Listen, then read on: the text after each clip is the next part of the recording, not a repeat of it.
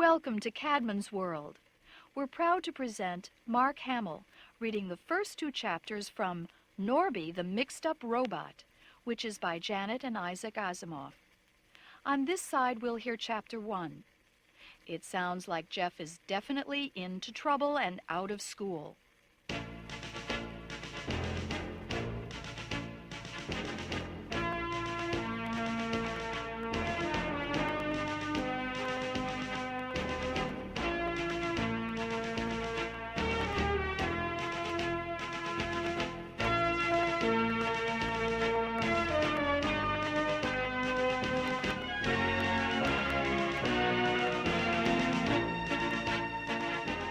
Trouble? Asked Jeff a little shakily. Why am I in trouble? He was only 14, for all his height, and it seemed to him that he had been asking that question for at least 12 of those years. At first, he had had to ask it of his parents, then his older brother, his teacher, and his computer control. It hadn't been too bad then, but having to ask it now of the head of the Space Command was setting a new record. He didn't exactly feel good about it. Standing right next to Jeff was Agent 2 Gidlow, who was no help at all. He was dressed entirely in gray, and his angry red eyes glared at Jeff with contempt. Even his skin seemed sallow and off-color. "You're not only in trouble," Gidlow said to Jeff. "You are trouble." He turned to Admiral Yobo and cut the air horizontally with a sweep of his hand, as if that were Jeff's neck it was passing through. "Admiral, when a troublemaker muddles the computers..." The Admiral stayed calm. The Space Academy, which was under Space Command, had serious problems to face, and he was at the cutting edge of it all. The matter of a misbehaving cadet was not something he had to twist his insides over. Besides, he liked Jeff, who was the kind of tall and clumsy teenager he himself had been some years ago, though that was beside the point, and he found himself wearied now and then by Gidlow's strenuous disciplinarianism, though that was beside the point, too. "See here, Gidlow," said Admiral Yobo with a mild frown corrugating his wide black forehead. "Why all the fuss? Remember that you are not part of the Academy and have no authority here. If you're going to follow up every prank by hauling the cadet in question into my office to be grilled by Federation Security Control, I'm going to have no time for anything else. All I've gotten so far is that he was trying to sleep learn, and there's nothing in the rules against that." "If you do it right, there isn't, Admiral," said Gidlow. "Doing it wrong is another thing. He tied into the main computer network, he says, by accident." "Of course by accident, Agent Gidlow," said Jeff earnestly. He pushed his curly brown hair out of his eyes and stood as straight as he could so he'd be taller than the agent. "I mean, why should I do it on purpose?" Gidlow smiled unpleasantly. His rather pointed teeth seemed as gray as his clothing and his sallow skin. "If you prefer, Cadet, you did it out of stupidity, which is no better. Admiral, I bring this to you because it is a security expulsion matter, and that's for you to handle." "Security?" "The way this cadet tied himself into the main computer network, by accident, he says, has resulted in the kitchen computer getting the wrong set of data." "Data? What data?" Gidlow pursed his lips. "It would not be proper to discuss it before a cadet." "Don't be a fool, Gidlow. If this is an expulsion matter, the young man has a right to know what he's done." "One thing is, and it may be enough all by itself, as a result of his idiotic link-up, everything is being filtered through the kitchen computer. And this means, among other things, that all the recipes are now in Martian colony Swahili."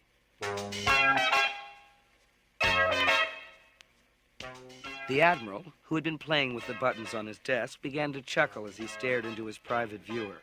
"I see that one Jefferson Wells, age 14, failed to pass Martian colony Swahili last semester." "Yes, sir," said Jeff, trying not to fidget. I didn't seem to get the hang of it. I'm doing my makeup now, sir, and I was trying to sleep learn before the final exam next week. I'm terribly sorry about the computer. I thought I was following the directions correctly, and I can't think where I went wrong." "You can't think, period," said Gidlow.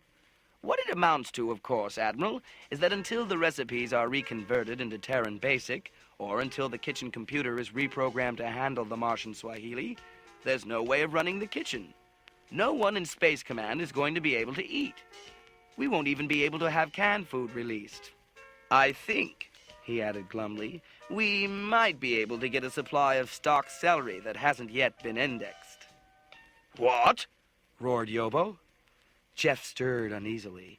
He remembered with a sinking sensation that Admiral Yobo was famous for his thorough knowledge of Martian Swahili, including its colorful expletives, and also for his prodigious appetite.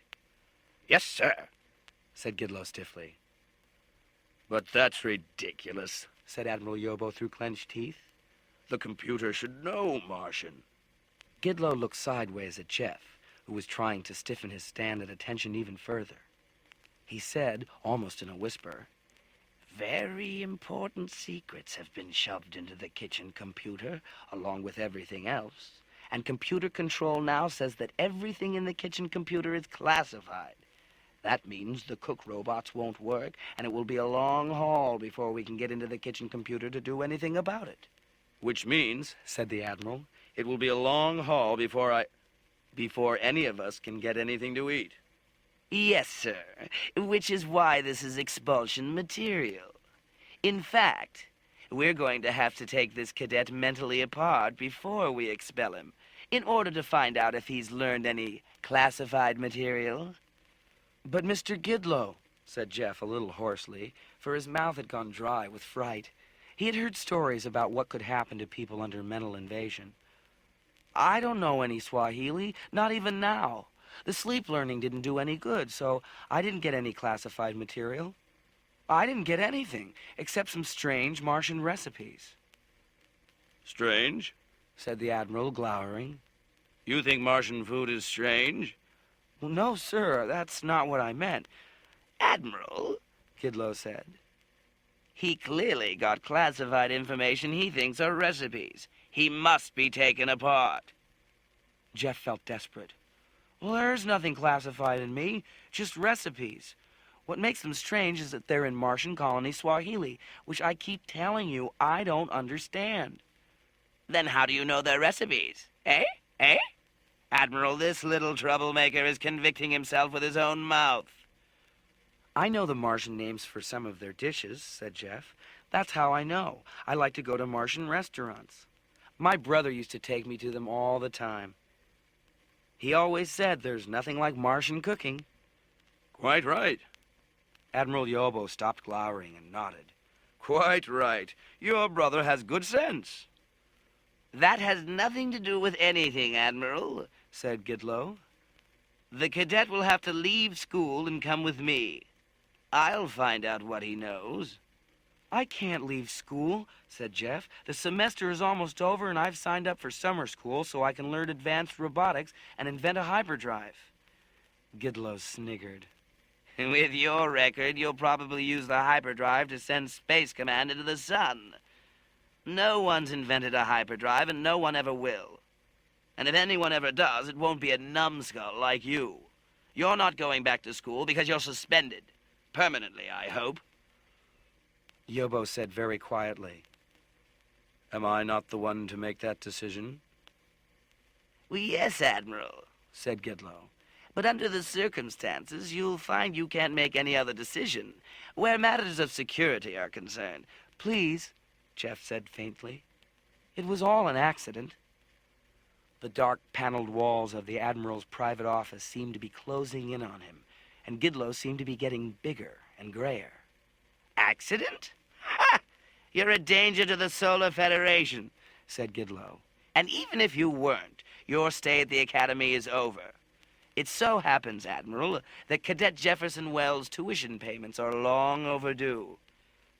I have investigated the matter and found that there is no money with which to make the payment. The Wells Family Corporation is bankrupt. Farley Gordon Wells, the so-called Fargo Wells, has seen to that. No, that's not true, Jeff shouted in outrage. Admiral Yobo bent forward in his enormous chair. Fargo Wells is the head of the family? Yes, sir, said Gidlow. Do you know him? Only slightly, said Yobo without any expression in his face. He used to be in the fleet. Forced to resign. Because of general incompetence, I suspect. It clearly runs in the family. And he's just as incompetent in handling the family finances. It's not so, Jeff said. If it's not incompetence, then it's general sabotage. It's the only alternative. He could be in the pay of Ing's League for Power. One of Ing's spies. You're wrong, shouted Jeff. My brother is no traitor. He wasn't forced to resign. He had to resign when our parents were killed in an accident, and there was no one else to run the family shipping business. And I'm sure he did a good job. Such a good job, said Gidlow, that he didn't even leave you enough money to pay your tuition. Which doesn't matter, because even if you had 1,000,000 credits, you would have to leave. And that should be a consolation to you. You will come with me to security control for prolonged probing. And if you know where your brother is, I'll send you to him when we're quite through with you. Gidlow looked up at the Admiral. I tried to locate Fargo Wells and failed. I don't know why, said Admiral Yobo calmly. I've consulted Computer Central, and there seems to have been no trouble. His fingers stabbed quickly at the control buttons on his desk, and the screen on the wall lit up. Jeff's heart leaped as his older brother's image appeared. He needed Fargo's strength and cheer. But that was only an initial feeling, followed by sudden dismay. There was no familiar twinkle in Fargo's sharp blue eyes, and his rumpled black hair was neatly combed.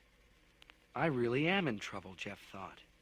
Even Fargo isn't letting himself be himself on my account. Fargo's holographic image nodded gravely. I see that you have company, Admiral, and I can guess the reason. Does our Mr. Gidlow believe that Jeff is in Ing's pay? I admit that my kid brother is big for his age, but no space cadet should be forced to undergo one of Gidlow's famous probings. Even the matter of Ing the Ingrate should not justify that. Your guesses miss the mark, Mr. Wells, Gidlow said stiffly. It is not that we suspect your brother of being in league with Ing, though there are few that we can completely trust these sad days. We merely want to find out what classified material he learned from the computer in Martian Swahili, and I assure you, we will. You will not stop me, Mr. Wells. Gidlow, I admire your firm and absolute assurance, but Space Academy is part of Space Command, said Yobo. And when probing is in question, I somehow suspect that I am the final authority. When matters of security are concerned, we cannot have divided responsibility, Admiral. With respect, I make the decisions there. With respect, Gidlow, you don't. Yobo rose majestically, looming up like Mons Olympus on his native Mars. I will decide what's to be done with the boy. Suddenly, Fargo laughed and began to speak in rapid Martian colony Swahili. Gidlow gasped, while Admiral Yobo clenched his huge fists and frowned. Jeff felt bewildered. Fargo, what are you doing? Mentioning a few state secrets, little brother. The Admiral looked down at Jeff. You didn't understand a word of that, did you? No, sir. He's lying, Gidlow said. I don't think he is, said Yobo. It would have taken a polished actor to remain blank-faced, considering what Fargo Wells said. It is quite safe to accept the fact that Wells has just proved, in his little charade, that the boy's attempt to sleep-learn failed, as he said it did. He may return to the Academy. I must protest, Admiral, said Gidlow. The director of the Academy has admitted to me that the boy's tuition is so far overdue that only his previously excellent record has kept him in school. She said she thought the boy could get a scholarship, but in view of his damage to the computers, that is not in the range of possibility now. As Admiral Yobo began to glower again, Fargo Wells intervened smoothly. There is something in what Gidlow says, Admiral. We don't have much money, and we can't pay any tuition. It's almost summer, and my brother can probably use a vacation, and, well, we may be able to begin to restore our fortunes in the interval. He winked at Jeff. But Jeff drew back at the suggestion. I don't want a vacation, Admiral. I like it at the Academy. I want to join the fleet someday. Not this summer, said Fargo flatly. And it will be worthwhile for you, Jeff. We're not completely penniless. We have a scout ship, and we can get spacer jobs, which will be useful experience. There's even enough to get you back to Earth by transmit so that we can celebrate summer solstice together. At any other time, Jeff's heart would have bounded at the thought. Summer solstice was tomorrow, and the entire system would be at one in its celebration. All the giant space homes, or SPOMs, each with their tens of thousands of inhabitants, the lunar state, the Martian colony, all kept the conventions of the calendar of the Earth's northern hemisphere. Even Australia had finally given in. It was in deference to the original Solar Federation headquarters in the old UN on the northern hemisphere island of what was now the Manhattan International Territory, which had agreed to consider itself, rather reluctantly, part of the Solar Federation. Jeff turned pleadingly to the Admiral. "If I can be allowed to stay on at the Academy, sir, for my summer courses..." Fargo intervened. "Kids that mix up computers need to get away from them and stay a while in a nice primitive spot like Manhattan, under my care, of course. Don't you agree, Admiral?" Fargo and Yobo exchanged a long look. Jeff felt resentful. He hated it when grown-ups talked over his head as if he were not there. Fargo hardly ever did that. What was the matter? "Yes," said Yobo. "Go and pack, Jefferson Wells." "But I..." began Gidlow. "The boy goes home," said Yobo. "He's of no interest to you." "Come on, Jeff," said Fargo.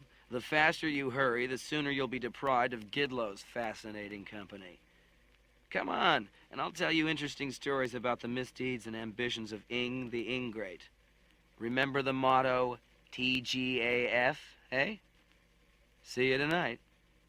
His image faded out. "What does that motto mean?" demanded Gidlow. Jeff thought quickly. "That's just Fargo's way. He means all difficulties can be overcome." "TGAF, all difficulties can be overcome? Admiral, there is some sort of conspiracy." "No," said Jeff. "It's just the way he thinks of difficulties. He's so handsome that, well, TGAF means the girls are findable." The Admiral burst into a loud roar of laughter. "That's authentic Fargo," he said, and Jeff tried to stifle his sigh of relief. "In any case," said Gidlow, "this boy will not be coming back to the Academy. Be sure of that, boy." He swirled out, the very lines of his back showing his anger. Why does he hate me so, Jeff wondered. But Admiral Yobo, looking down kindly at him, said, "Things will be better after a while, Jefferson. I once knew your parents, you know. They were good friends of mine, and good seismologists, too, till Yo got them. Not good business people, though, any more than Fargo is." He held out a slip of paper to Jeff. "What is this, sir?"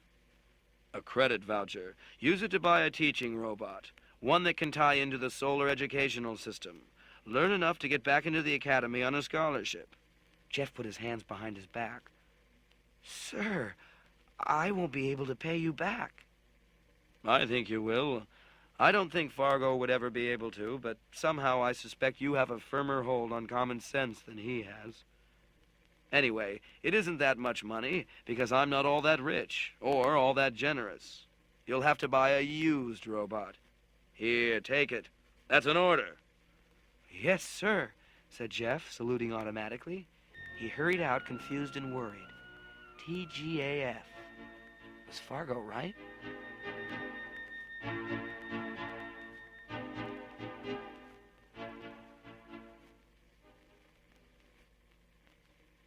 This recording continues on the other side.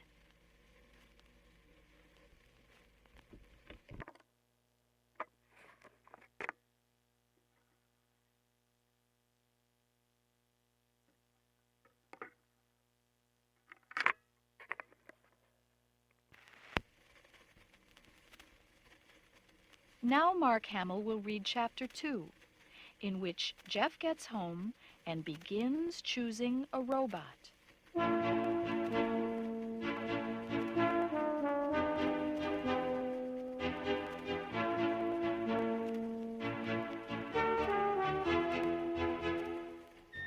Packing did not take much time. Cadets owned very little besides clothing and notes, although Jeff did have one valuable item, thanks to Fargo, a book. It was a genuine antique, a leather-bound volume with yellow-edged pages that had never been restored. It contained all of Shakespeare's plays in the original, in the very language from which Terran Basic was derived. Jeff hoped nobody from security control would stop him, open the Shakespeare, and see Fargo's underlining in Henry V. Or that, if they did, they wouldn't understand the old language. The game's afoot, Henry had cried out, but what game was Fargo after with his TGAF? Was it Ing? Jeff told his closer friends among his classmates about the bankruptcy and the kitchen computer, but he went no farther than that. He put the book in his duffel bag with a fine air of indifference, even though he was alone in his quarters. One should always practice caution. He took the shuttle to Mars. Once on Mars, he made a quick meal of spicy eggplant slices on cheese, as only Martian cooks could make it. Then he lined up at the Mars City matter transmitter.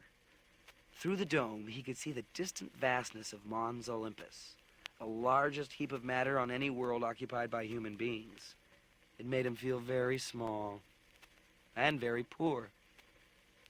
Maybe I should give the credit voucher to Fargo, Jeff thought. He needs it more than I need a teaching robot. But I've always wanted a teaching robot, came the immediately rebellious afterthought. Well's next. For a second, Jeff almost decided to turn on his heel. Why should he take the transmit? It was so expensive. Matter transmitters had been in use for years, but they still required enormous power and very complex equipment, and the cost of using them reflected that. Most people took the space ferry from Mars to Luna and then to Earth. Why shouldn't Jeff be one of them? Especially now with the family near bankruptcy. Still, the ferry took over a week, and with the transmit, he would be home today. And Fargo clearly wanted him there in a hurry. All this went through Jeff's head in the time it took for the most momentary of hesitations. He went into the room. It was packed with people, luggage, and freight boxes. The people all looked rich or official, and Jeff slumped in his seat, hoping no one would notice him. As he waited for the power to go on, he wished again that he could invent a hyperdrive. Everyone knew there actually was a thing called hyperspace, because that's what high comms used for the instantaneous voice and visual communication that was now so common. It was by high comm that Fargo's image had appeared in the Admiral's office, for instance. That's what high comm meant, after all, hyperspatial communication. Well then, if they could force radiation through hyperspace, why couldn't they force matter through it? Surely there should be some way of devising a motor that would let a spaceship go through hyperspace, bypassing the speed of light limit that existed in normal space. It probably meant that the matter would have to be converted into radiation first, and then the radiation would have to be reconverted into matter. Or else... 50 years ago, an anti-grav device had been invented. And before then, everyone had said that was impossible. Now anti-gravs could be manufactured small enough to fit into a car. Maybe the two impossibles had a connection. If you use anti-gravs in connection with matter transmitters that operated only at sublight speeds, you could... He blacked out. One always did that in transmit. There was no sensation of time passage, but the room was different. It held the same contents, but it was a different room. He could see the clock in the cavernous chamber outside. Not quite 10 minutes had passed, so the transmission had been carried through at... He calculated rapidly in his head, allowing for the present positions of Mars and Earth in their orbits. Not quite half light speed. Jeff adjusted his watch, walked out of the transmitter room, and was on Earth. He wondered if his molecules had survived the transmission properly. Now, wasn't this a case of conversion into radiation and back? After a fashion. Surely it could be improved to the point where... Oh, well. The matter transmission people always insisted that it was impossible for molecules to be messed up in transit, and no one had ever claimed damage. Still... Nothing I can do about it anyway, Jeff decided. But if you were going to take the risk, he thought, why not do the thing right? Hyperdrive would be much the better deal. It might still mean conversion to radiation and back, but at least you could go anywhere, and that would give you much more in return for the risk. Right now, by transmit, you could only go to another transmit station. If you wanted to go somewhere that didn't have a transmit, you would have to go by ferry or freighter to the nearest transmit, and that could take anywhere from weeks to years. No wonder the Federation was stuck in the solar system. And that's why Ing's rebellion was so dangerous.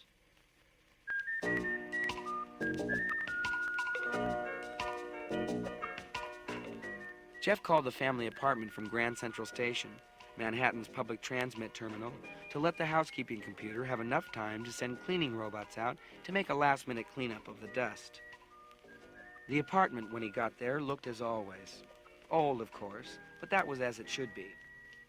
All the Welleses had been proud to own an apartment on Fifth Avenue in a building that had been kept going, apparently with glue and wishes, for centuries. It had disadvantages, but it was homier. Welcome, Master Jeff, said the housekeeper computer from the wall. Hi, Jeff grinned. It was nice to be scanned and recognized. There is a message for you from your brother Fargo, Master Jeff, said the computer, and a cello strip pushed out of the message slot with a faint buzz. It was the address of a used robot shop, which meant that Fargo and Admiral Yobo had talked again after Jeff had left the office. Why, Jeff wondered. For old time's sake? Did Gidlow know? It was still afternoon in Manhattan. There was time to go to the shop. Jeff felt faintly uneasy about buying the robot now that he was about to make a purchase.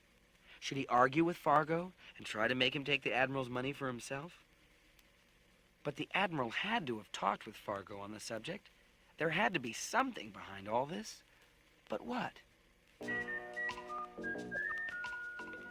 Before leaving, Jeff dialed a hamburger from the kitchen computer, which was always in perfect order thanks to Fargo.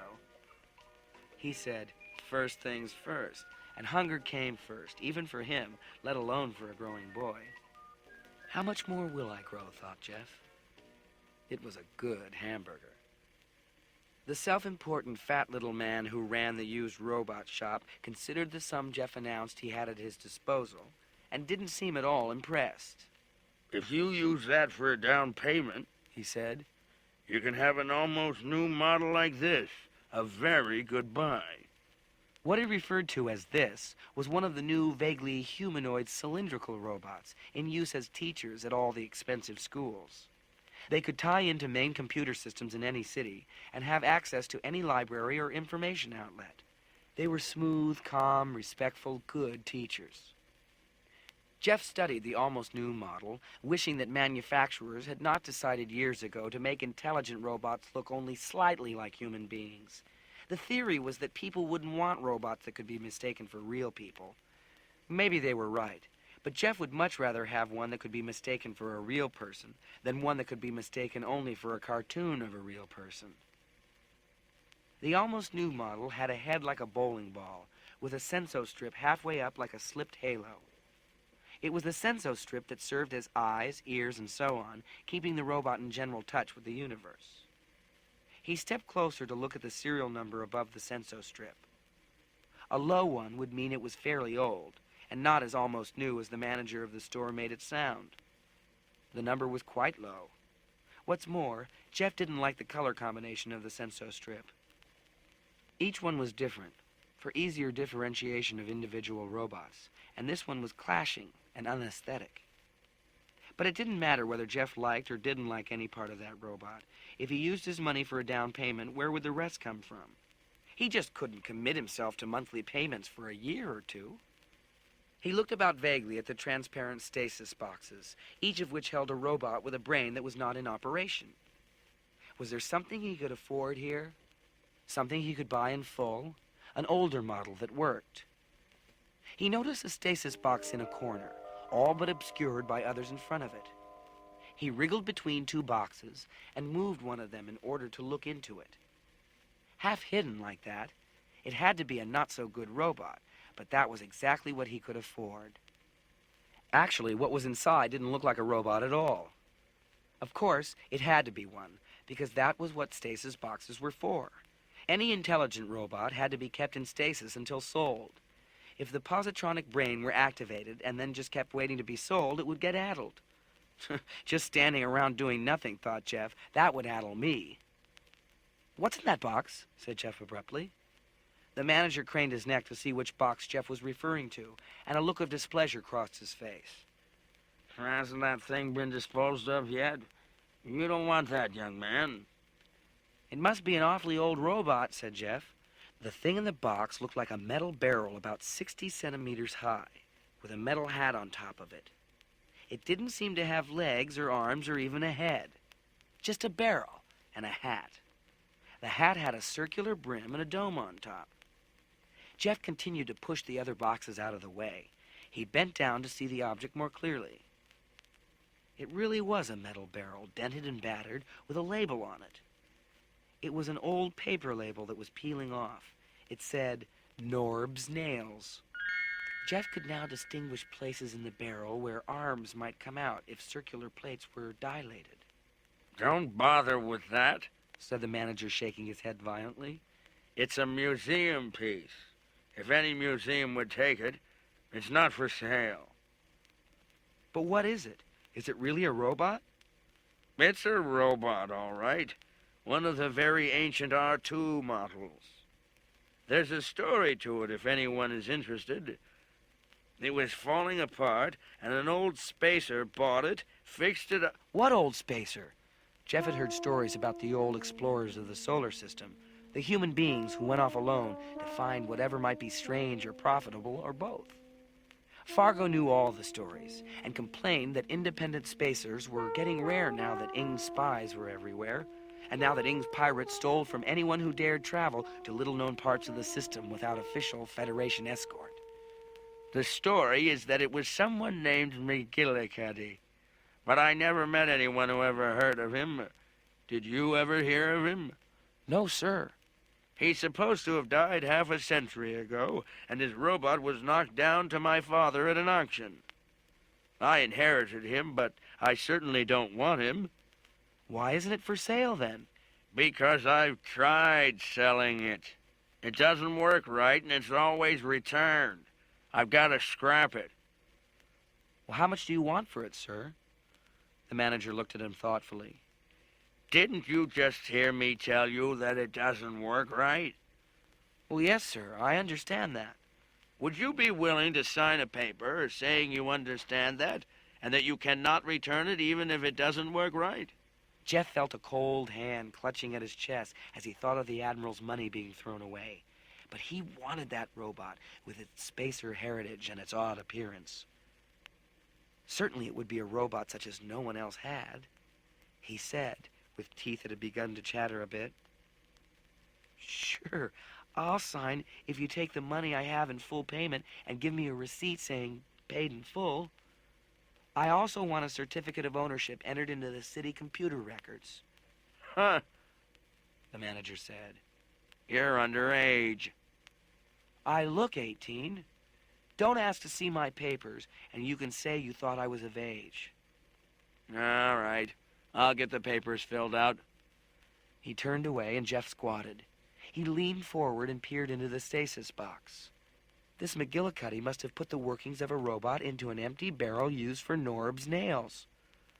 Jeff looked more closely, putting his face against the dusty plastic and lifting one hand to block off light reflections. He decided that the hat was not all the way down. A band of darkness underneath showed that the robot had been put in stasis with its head not completely inside the barrel. And there was a strange thin wire stretching from inside the darkness to the side of the stasis box. Don't touch that, shouted the manager, who had happened to look up from his records. It was too late. Jeff's outstretched finger touched the stasis box. The manager had hopped over, mopping his forehead with a large handkerchief. I said don't touch it. Are you all right? Of course, said Jeff, stepping back. You didn't get a shock or anything? I didn't feel a thing. But I did feel an emotion, thought Jeff. Awful loneliness. Not mine. The manager looked at him suspiciously. I warned you. You can't claim damage or anything like that. I don't want to, said Jeff. What I want is for you to open that stasis box so I can have my robot. First, you'll sign this paper, which says you're 18. I don't want you ever bringing it back. He kept grumbling to himself as he put it through the computer print device that scanned the writing and turned it into neat print in triplicate. Jeff read the paper rapidly. You look 18, The manager said. anyone would say so. Now let me see your identification. It will tell you my birth date. Well, cover it with your thumb. I'm not bright and won't notice you've done that. I just want to check your name and signature. He looked at the signature on the card Jeff presented. All right, He said. there's your copy. Now, credit voucher, please. He looked at it, placed it in his credit slot, and returned it to Jeff, who winced, for it meant that virtually everything the Admiral had given him had been transferred quite permanently from his account into the store's. It left him with practically nothing. The manager waddled through the mess of boxes and touched the raised number on the dial box of the one that held the robot in the barrel. The top opened. With that, the thin wire slowly withdrew into the barrel, and the hat-like lid seemed to settle down firmly so that the band of darkness disappeared. The manager didn't seem to notice. He was too busy trying to shift the stasis box into better position. "Careful, careful," said Jeff. "Don't hurt the robot." With its hat up and its wire out, Jeff wondered if the robot had really been in a position to think. He felt again a stab of sympathy. If that had been so, it must have been awful to be trapped inside a box, able to think but unable to get out. How long had it been there? It must have felt so helpless. "Please," he said to the manager, "you're being too rough. Let me help you lift it out." Too rough, said the manager with a sneer. Nothing can hurt it. For one thing, it's too far gone. He looked up at Jeff with an unpleasant expression on his face. You signed the paper, you know. I told you it doesn't work right, so you can't back out. I don't think you can use it for teaching purposes because it doesn't have the attachments that will allow it to tie into the education system. It doesn't even talk. It just makes sounds that I can't make sense of. Now, for the first time, something happened inside the barrel. The hat-like lid shot up and hit the shopkeeper in the shoulder as he was leaning over the box. Underneath the lid was half a face. At least that's what it looked like.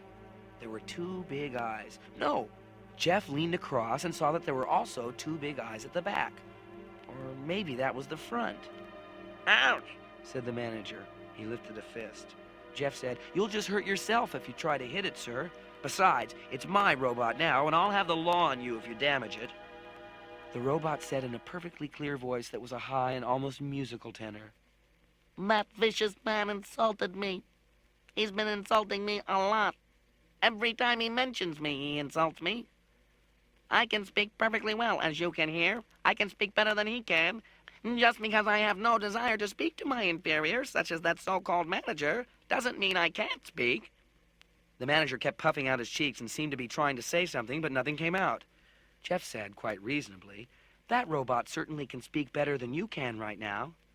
"What's more," said the robot, "I am a perfectly adequate teaching robot, as I will now demonstrate. What is your name, young man? "Jeff Wells." And what is it you would care to learn?"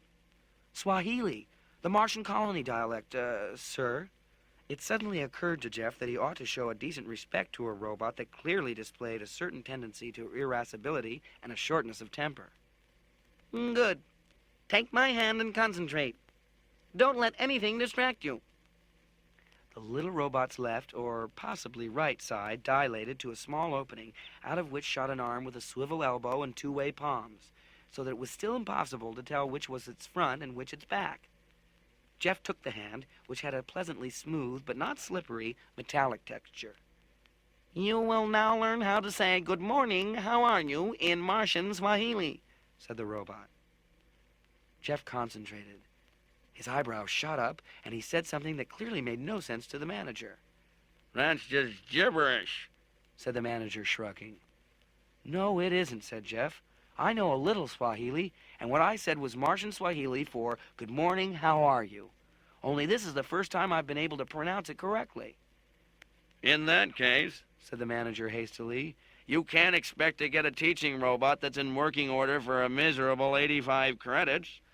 "No, I can't," said Jeff, "but that's what I got it for. I have the paper and you have the money, and that ends it. Unless you want me to tell the police you tried to sell an inoperable robot to a 14-year-old. I'm sure this robot can act inoperable if I ask him to. The manager was puffing again. The robot seemed to be getting taller. In fact, it was getting taller. Telescoping legs were pushing out of the bottom of the barrel with feet that faced in both directions. The robot's eyes were now closer to the level of the little shopkeeper, who was a good head shorter than Jeff. The robot said, I would suggest, inferior person, that you return the 85 credits to this young man and let him have me for nothing. An inoperable robot is worth nothing. The manager shrieked and stepped back, falling over a stasis box containing a set of robot weeders. That thing is dangerous. It doesn't obey the laws of robotics. It threatened me. He began to shout, Help! Help! Don't be silly, mister, Jeff said. He was just making a suggestion, and you can keep the 85 credits. I don't want them. The manager mopped his brow again. All right, then. Get it out of here. It's your responsibility. I don't want ever to see that robot again. Or you either. Jeff walked out, holding the hand of a barrel that had once contained Norb's nails, and had now sprouted 2 legs, 2 arms, and half a head. You've got a big mouth, said Jeff. How can you tell? Said the robot. I talk through my head. You sure do. What's your name? Well, Mac, that was McGillicuddy, called me Mako. But I didn't like that. Mac and Mako sounds like a hyperwave comedy team. But at least he referred to me as he instead of it. That was something anyway.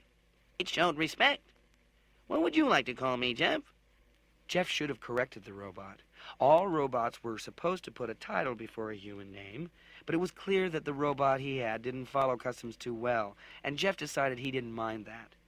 Besides, he would get tired of being called Master Jeff. He said, Have you always been inside a barrel of Norb's nails? No, only since McGillicuddy found me. That is, since he repaired me. He was a genius at robotics, you know. Then, with obvious pride, the robot added, The barrel is part of me, and I won't wear out. Not ever. Oh, I don't know, said Jeff coolly. Your label just fell off. That's because I don't need a label. This old but serviceable barrel doesn't contain nails any longer. It contains me. I like this barrel. It's good, strong stainless steel. All right, said Jeff. In that case, since this wonderful barrel once held Norb's nails, why don't I call you Norby? The robot blinked and said, Norby. Norby? As though he were rolling the sound round on his tongue and tasting it, except that he didn't have a tongue and probably couldn't taste. Then he said, I like it. I like it very much. Good, said Jeff. And he and Norby walked off, still hand in hand.